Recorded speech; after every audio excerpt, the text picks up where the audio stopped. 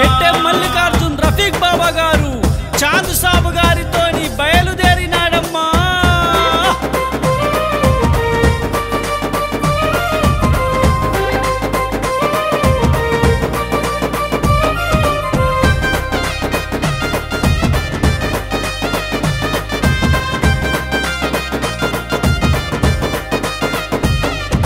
చాంద్ సాబు గారి సవ్వారి పురాతనమైన సవ్వారి, చాంద్ సాబు గారి సవ్వారి పురాతనమైన సవ్వారి.